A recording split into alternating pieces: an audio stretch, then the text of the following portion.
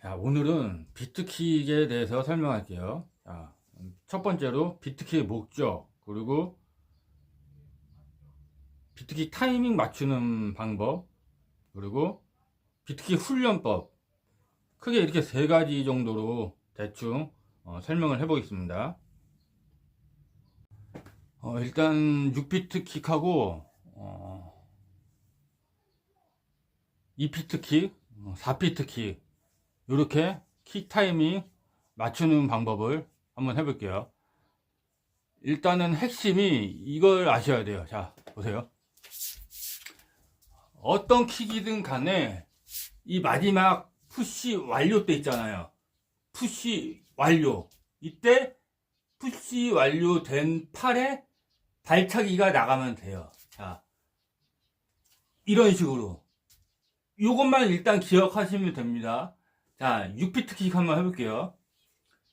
빠바방, 빠바방, 빠바방, 빠바방, 빠바방, 빠바방.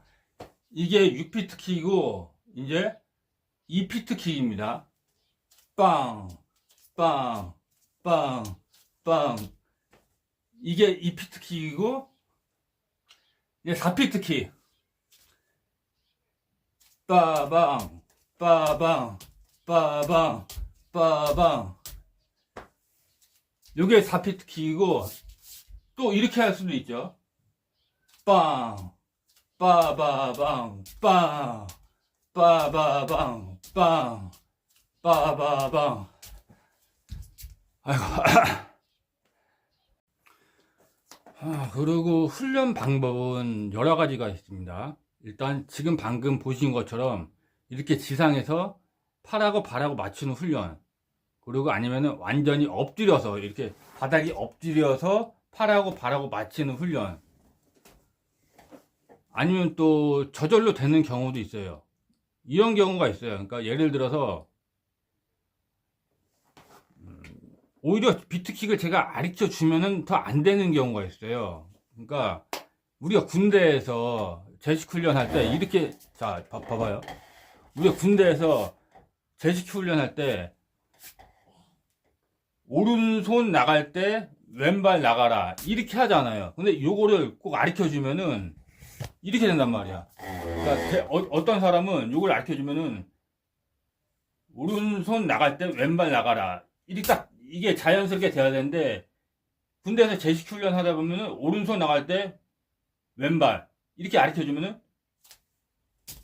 이렇게 같은 발 같은 손이 나가는 애들이 있단 말이에요.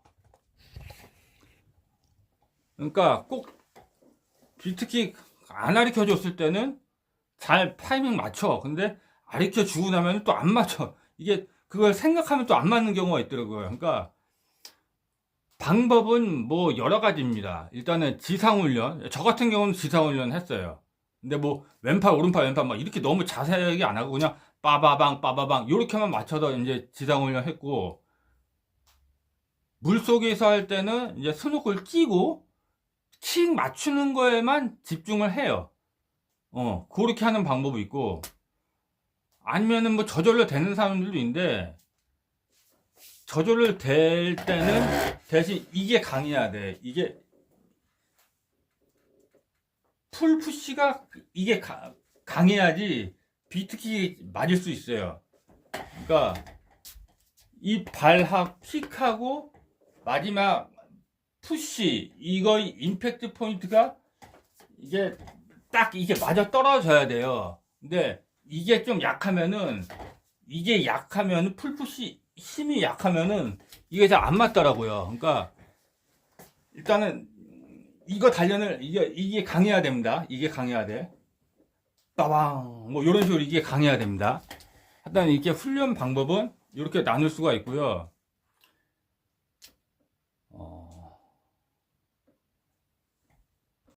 그리고 우리가 비트킥을 차는 이유가 뭐 투킥은 좀 효율적이고 좀 장거리 많이 가고 장거리를 많이 갈 수 있고, 뭐 4피트킥도 장거리 많이 가고 6피트킥은 단거리 뭐 이렇게 사용하잖아요. 근데 장거리하고 단거리 아니면 중단거리를 나누는 건 킥이 아니라, 킥도 물론 중요하지만 자유형 형태예요. 자유형 형태. 일단 단거리는요 50m예요. 아니 25m, 50m 무호흡. 이때는 교차, 팔이 교차예요. 이렇게 숨 딱 멈추고 그냥 교차로 그냥 빠르게 당겨야 돼요. 여기에 발을 맞출 줄 아는 능력이 있어야 되고, 좀 이제 100m 이상은 이제 로핑이라고 하죠. 로핑 자유형. 여기는 엇박자죠. 그러니까 길고 짧고 길고 짧고 길고. 여기에도 만약에 킥을 맞출 때는 이것도 사람마다 달라요. 그러니까 예를 들어서 빠방 빠바바방 빠방 빠바바방 뭐 이렇게 하시는 분도 있고, 아니면은 뭐 7피트 킥으로 빠바방 빠바바바방 빠바방 빠바바방 빠바방 빠바바방 이렇게 7피트 킥으로 하시는 분도 있고, 그러니까 다양합니다. 그리고 이제 원터치 자유형, 이제 장거리입니다. 장거리는 이렇게 해야 돼요. 이렇게 원터치 기다려야 돼. 기다리고 빠방 하고 여기서 좀 쉬고, 기다리고 빠방 하고 여기서 좀 쉬고. 근데 여기서도 킥이 그러니까 사람마다 달라. 저 같은 경우는 5피트 킥 이게 편하다고 그래요. 저는 빠바방 빠방 빠바방 빠방 뭐 요렇게 하거나, 아니면은 그때그때 달라. 저 4피트 킥 할 때도 있어요. 이렇게 빠방 빠방 빠방 이렇게 4피트 킥 할 때도 있고, 이게 다 달라. 그러니까 단거리, 일단 단거리 같은 경우는 교차 100m 이상은 로핑이 편해요. 빠방 빠바바방 빠방 이게 로핑이 편하고, 장거리는 원터치 이게 편해. 그러니까 킥으로 그 단거리 뭐 아니면 중단거리, 완전히 단거리 이렇게 효율성 있게 이렇게 킥으로 이렇게 장거리, 중단거리 아니면 뭐 완전 단거리 이렇게 나누는 것도 방법이긴 한데, 킥보다는 팔이에요. 팔 자유형 형태. 이 자유형 형태에 발이 맞아야 돼. 이 자유형을 어떻게 뭐 단거리 자유형, 이게 교차 자유형, 아니면 뭐 로핑, 아니면 뭐 원터치, 이거에 자기가 곧대곧대 킥을 맞출 줄 아는 능력이 있어야지 이게 포인트입니다. 이게 핵심이에요. 그러니까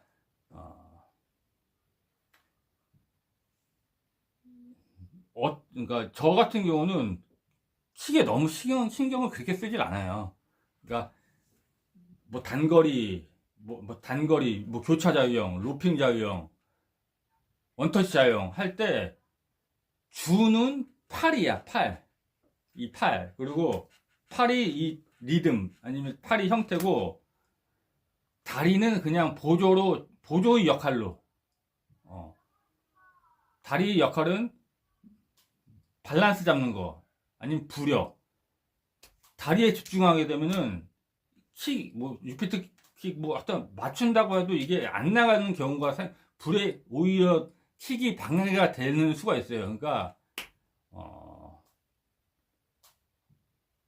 일단 저 같은 경우는 이건 비트킥이란 용어를 없애고 차라리 그냥 뭐 교차 자유형, 중단거리 자유, 로핑 자유형, 아니면 뭐 장거리 자유형 이렇게 나눠서 킥을 여기다가 맞추는 걸 더 선호하는 편입니다.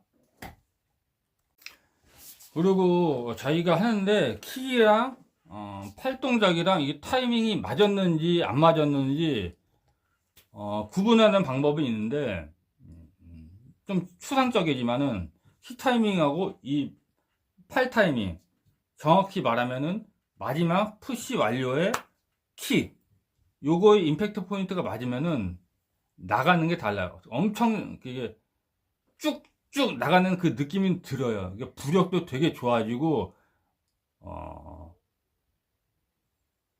아무런 뭐 장애물이 없이 그냥 스케이트 타면 스케이트 타는 사람은 한번 스케이트 신고 얼음 위에 올라가서 뒤에서 누가 쭉 밀면은 이게 쭉 이렇게 아무 저항 없이 잘 나가잖아요. 이런 느낌이 들어요. 근데 만약에 안 맞게 되면은 굉장히 답답하게 나가요, 이게. 그러니까 스케이트 타고 있는 사람이 얼음 위에서 딱 서 있을 때 누가 뒤로 딱 밀었지? 나가다가 마는 느낌. 하여튼 되게 안 나가. 이거는 좀 많이 해보셔야지 알아요. 그러니까 예를 들어서 킥판 다리에 끼고 자유형 하면은 엄청 잘 나가시는 분이 있어요. 근데 킥판 빼고 발차기까지 하잖아요. 그럼 더 안 나가. 이런 분이 계세요. 이분은 타이밍 안 맞는 거예요. 킥판 끼고 자유형 할 때 엄청나게 잘 나가는데 킥판 빼고 자유형 할 때는 그보다 더 잘 나가야 돼. 이게 타이밍 딱 맞는 겁니다. 자, 오늘은 여기까지 하겠습니다.